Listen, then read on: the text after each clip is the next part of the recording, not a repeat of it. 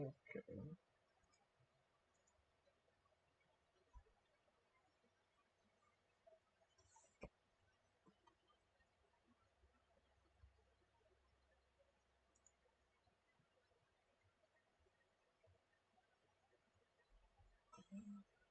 Alright.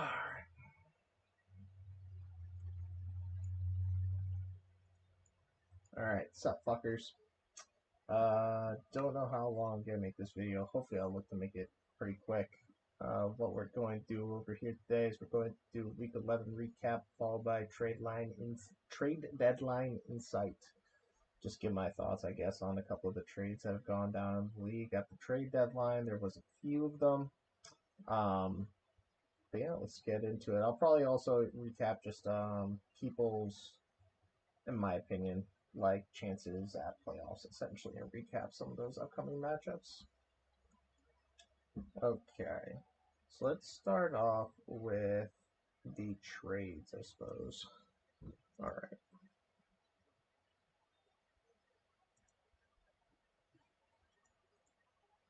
Let's start at the bottom here. So, all right.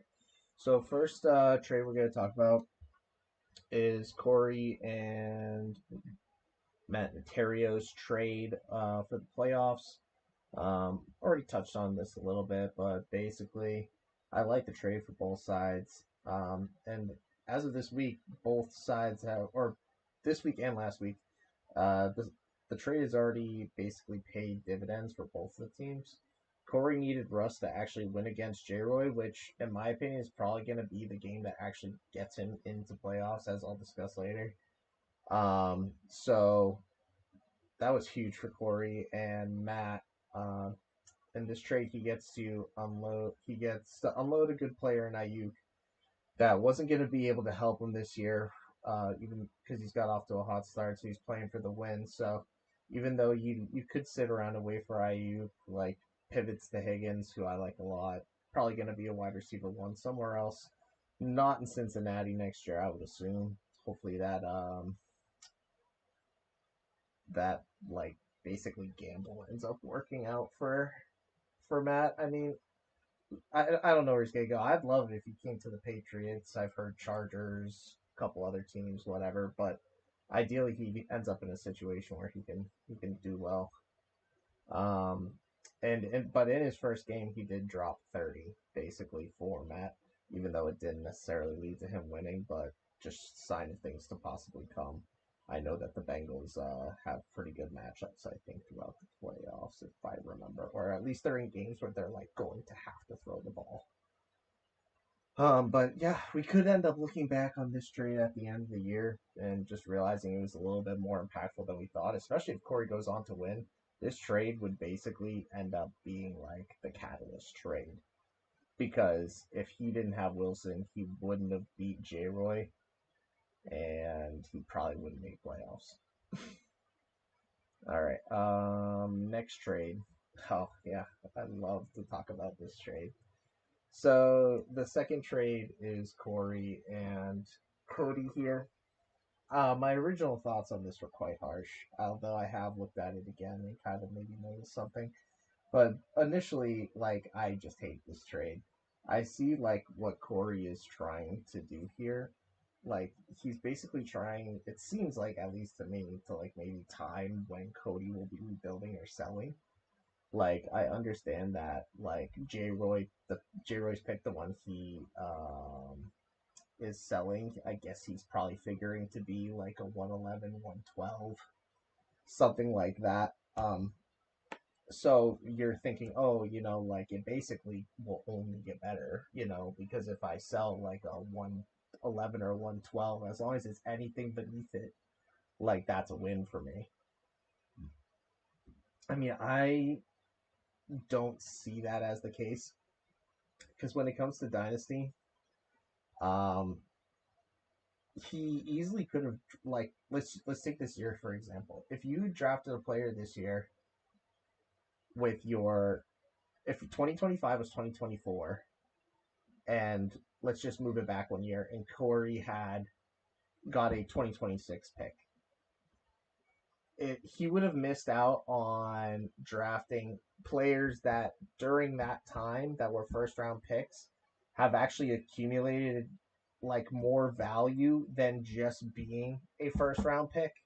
So like examples of this would be like Neighbors, BTJ, Brock Bowers, Jamie Daniels, Bo Nix, Drake May, probably Lab McConkey, who was a second like 205 pick. Tyrone Tracy, who I think was like a I don't know, like 3 something or 4-1 or something like that. Like all those picks that you make in that year have now accumulated to at least equal to one draft pick, if not more, and a lot more in a lot of the name cases that I said before. Nabers, Thomas, Bowers, Daniels, Nix, like all these players are now worth more than that 2027 first round pick, if you understand what I'm trying to go for there. Or 2026 in the case that we use. Because by the time that we get to 2026, like all these players are going to be worth like 2 firsts at least, like depending on what they are or they become. Um, but like, yeah, 2027 is so far away. Like, literally 28 months away. I looked it up because I was like, what the fuck is this trade? But like, the other part of it that is bad is that Cody just traded for Metcalf after this trade. Like, because I'm assuming he's just going to run this team into the ground now. He now doesn't own his 2027 first round pick, and he'll try to just compete at least for the next 2 years now that he doesn't own that pick. So when you sell or buy a 2027 first round pick, there's just so much time in between there where even if Cody's team is looking like it will, maybe in 2 years be too old or something like that. I mean, he just keeps getting draft capital. It seems like he's just going to keep buying players like with draft capital as opposed to actually drafting players. I'm assuming. Um, but yeah, that's basically he just gave Cody too much time to like pivot this team to just keep going, in my opinion. So I mean, I think he just straight up loses his trade. And I mean, that's not even to say if like J. Roy somehow trips in the playoffs and if he doesn't get the first round bye, like that could be like a 108. You know what I mean? Like it's kind of crazy. But the next pick would be the DK Metcalf trade that I already talked about. Um, I think just to reiterate, Cody probably going for it again. I mean, it seems like that's probably just going to be his case. I'm assuming like every year until he thinks he just can't do it anymore. He's just going to keep spending draft capital until his team just eventually dies on him. I don't know what the deal will be there. Well, I guess we'll find out. Maybe if he wins again, he decides to sell everything. Who knows? But I'm assuming that's just what he's doing. Meanwhile, Payjack loads up on even more draft capital, which is not like a bad idea for him. I don't know if trading someone like DJ Moore for like a little less draft capital was on the table, but unloading Metcalf, who is 20, I think he's like 25 or 26, is a little surprising for a team looking to like rebuild.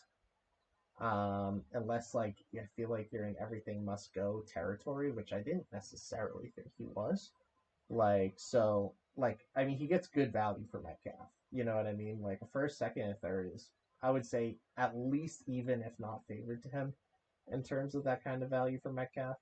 But, yeah, when it comes to Metcalf, I think he's, like, a good piece to, like, kind of build around if you think you're going to be able to compete in, like, a couple of years. I know he originally was saying, like, earlier in the season that he only saw himself, like, kind of turning it around in, like, a year or two.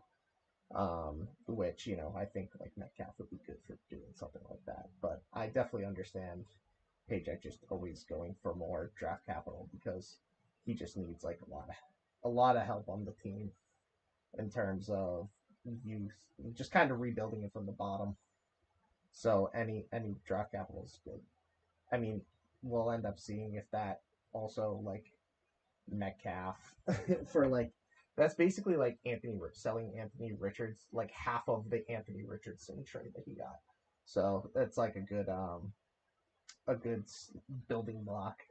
Like trade Anthony Richardson, get DK Metcalf, DJ Moore, trade DK Metcalf for a first, second, and third, and then like if he decides to trade DJ Moore or something, and it was like you would say you get a first, getting like two firsts, a second, and a third for like Richardson, especially with the way he looks right now. It's just a murder. I mean, who knows? Maybe turn it around though. You know, we can't count out just yet. He's young. Um, but yeah, let's see. I'm pretty sure Cody's making playoffs.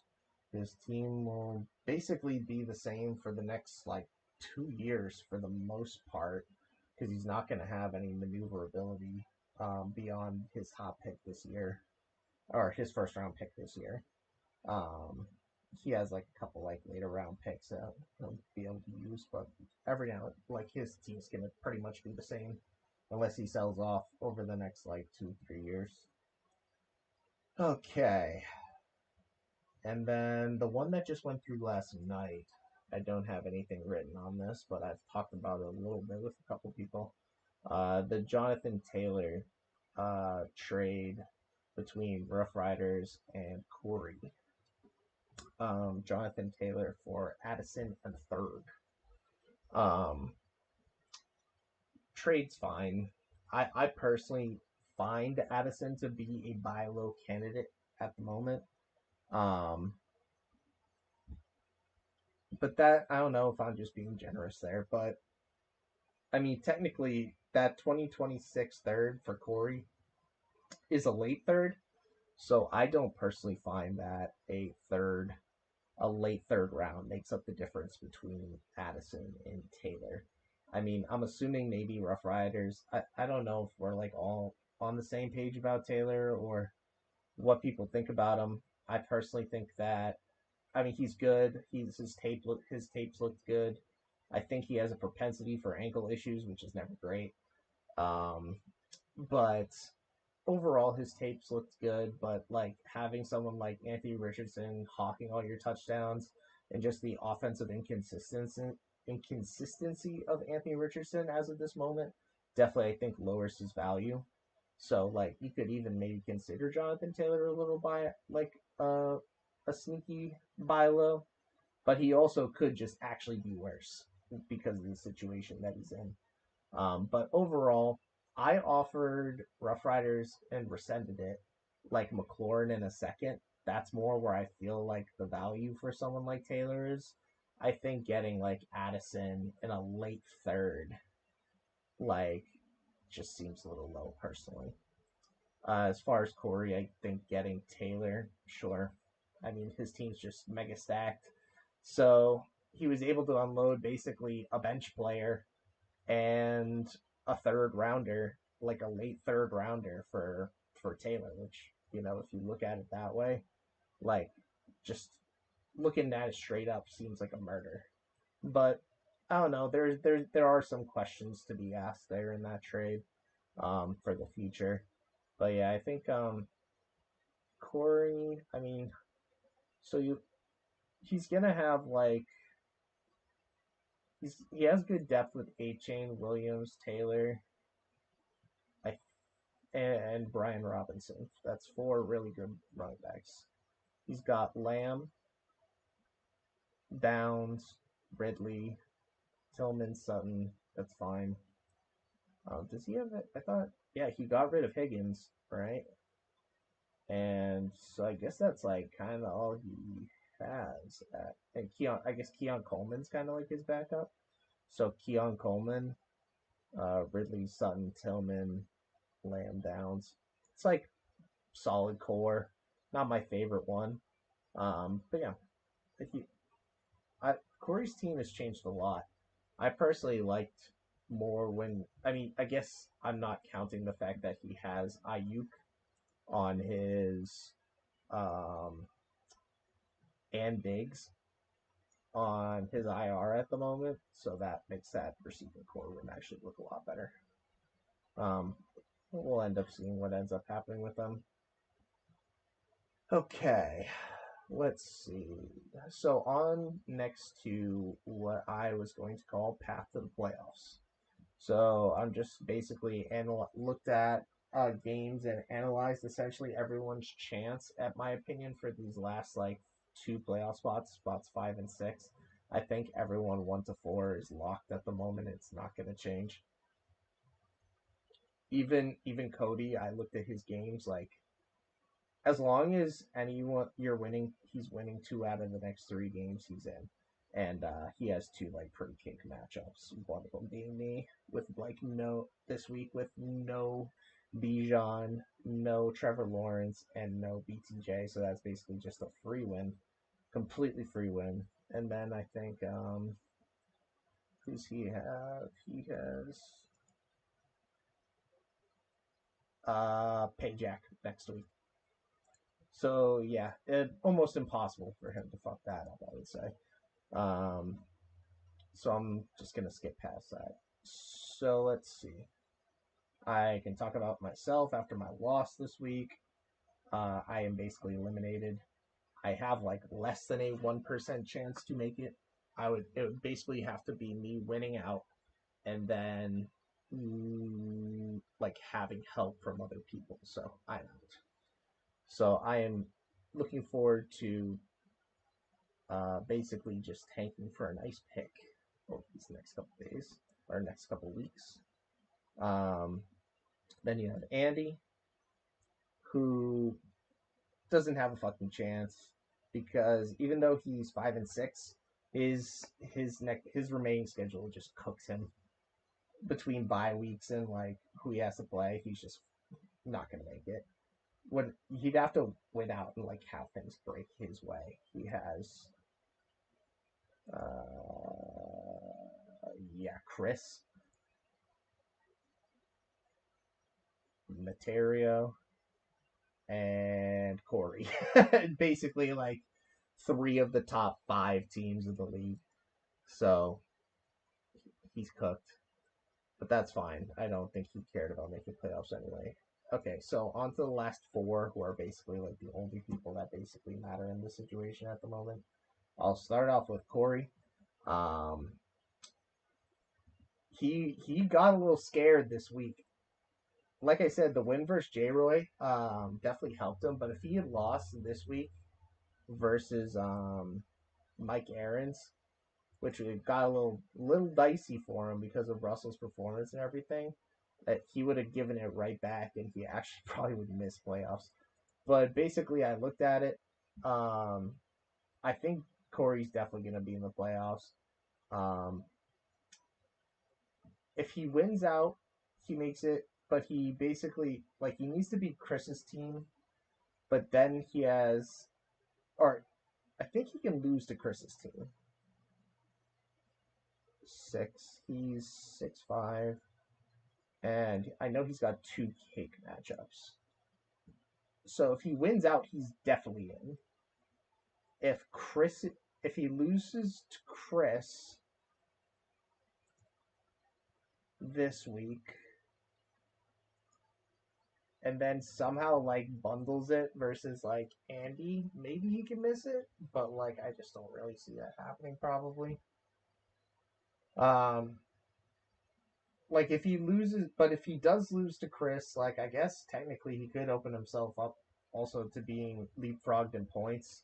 But I give Corey a 75-80% chance of making it in my estimation at this time.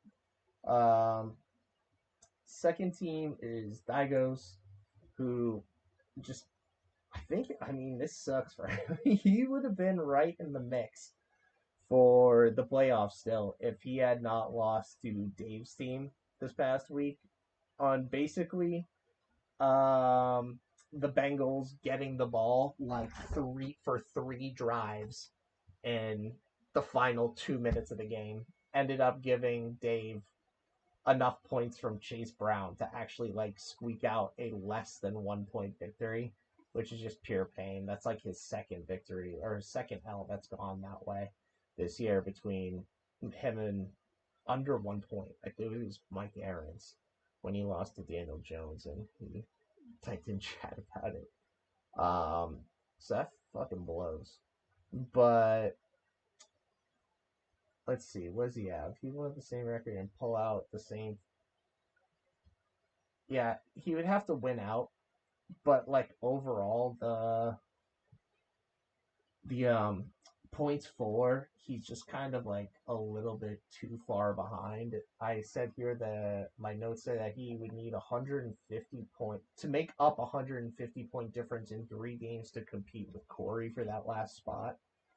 So he'd have to beat Corey by 50 points for the next 3 weeks and win out. So I have his chances at like 10. You could even call it lower than that. And then the two teams that are probably, in my estimation, fighting for the last spot are Rough Riders, who kind of sucks for Rough Riders because if they had just beaten Digos the other week, like this week right here, if they just pulled out a victory, like they probably almost like 100% would be in playoffs. Um, with their final schedule, but that loss is like really making it upward, like just a upward journey for them. If he wins out, he will need to beat J. Roy, Brockness, who has a lot of bye trouble, and then Mike Aarons. So in my estimation, you're at least going 2-1 there. I project him to have the same record as Dave when the regular season ends, and I think it will come down to point differential. So him getting like Mike Evans back, and I guess now that he just added Addison, I guess to probably fortify his starting lineup in the hopes of just getting as many starting points as possible. Um, I mean Jonathan Taylor has. I don't know if Addison's the one that's really going to get you there this year, but let's look. So he is 50 points behind Dave, but this is what I wanted to. So he faces him. He's missing Chase Brown. He's missing Drake London, Khalil Shakur, like Kyle Pitts. He's missing like 4 starters. So it's pretty important for him this week, if possible, like to make up as many points difference as possible, assuming he wins, hoping he wins. So like if Dave's team underperforms like Vele or stuff and they really just drop some like goose egg type performances and he gets some over performances, he can close the gap immediately. But ultimately it is between him and Dave. That's gonna come down to the last couple of weeks.